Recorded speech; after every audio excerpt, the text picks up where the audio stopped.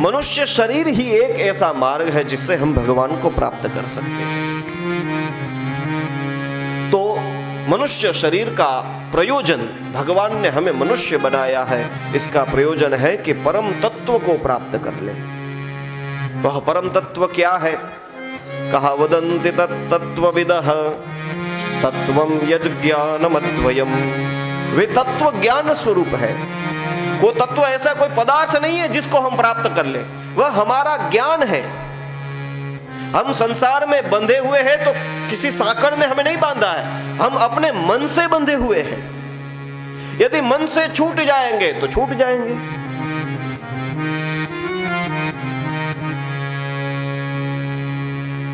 एक कुम्हार था, वो अपने गधों को लेके नदी किनारे जाए, वहां से मिट्टी इकट्ठी करे, फिर गधों पे मिट्टी लाद के अपने घर पे आता था।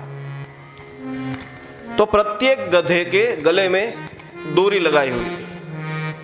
जैसे ही नदी किनारे जाए तो वहां पे जाके वो कील लगाई थी, उसमें वो डोरी बांध दे तो गधा वहीं पे खड़ा रहे। वो कुम्हार जाके मिट्टी भर के उस गधे पे लाद दे, गधा फिर चला आए। एक दिन एक गधे के गले में डोरी लगाना भूल गया, तो सबको बांध दिया, एक को बांधा नहीं। वो चिंता में आ गया कि यदि बांधूगा नहीं और मिट्टी लेने गया और ये भाग गया तो। तब एक महात्मा वहां से निकले। महात्मा देख रहे थे कि ये परेशान है। उसने आके पूछा, क्या कर रहे हो? अरे महात्मा, आप मिल गए, बढ़िया हो गई। एक काम करो। क्या? कहा यहाँ पे खड़े रहो, मेरे गधे का ध्यान रखो। अरे महात्मा, गधे का ध्यान रखने के लिए होता है? अपनी समस्या बोलो। कहा समस्या ये है कि हर रोज में इसके गले में डोरी बांधता था और इधर कील पे उसको बांध देता था, आज डोरी बांधना भूल गया हूं। महात्मा ने कहा इतनी सी बात, एक काम करो, जैसे हर रोज उसके हाथ में से गले में से डोरी निकाल के तुम बांधते हो ना, वैसे ही करो। केवल हाथ तो घुमाओ उसके गले में से और कील के पास डोरी बांध दो।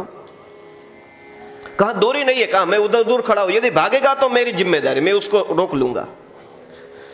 इतना कह के महात्मा चले गए। उस गधे के गले में जैसे हर रोज वो डोरी छोड़ता था गले में से, फिर बांधता था, वैसे ही उसने पूरी प्रक्रिया की और गधा वहीं पे खड़ा रह गया। क्योंकि गधा है ना, वहीं पे खड़ा रह गया। और थोड़ी देर जब वो मिट्टी उस पे लाद दी, कहा अब चलो, गधा वहां से हिले नहीं। फिर मुश्किल में, क्या करे अब ऐसी परिस्थिति। वो महात्मा क्या मंत्र फूंक के गया कि यहां पे बंध गया है।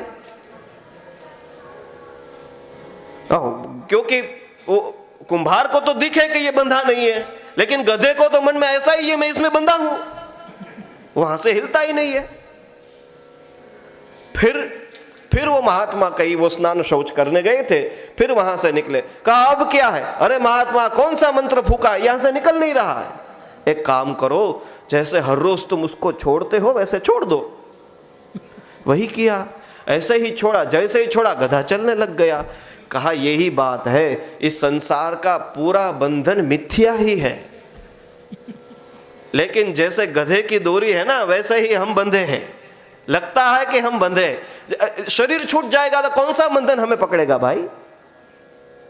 गीता जी में तो भगवान ने इतना सरल बता दिया, वासांसि जीर्णानि यथा विहाय नवानि गृह्णाति नरोपराणि तथा शरीराण विहाय जीर्णान्यन्यानि संयाति नवानि देहि। जैसे हम हर रोज अपना वस्त्र बदल देते हैं, वैसे आत्मा ये शरीर बदल देता है।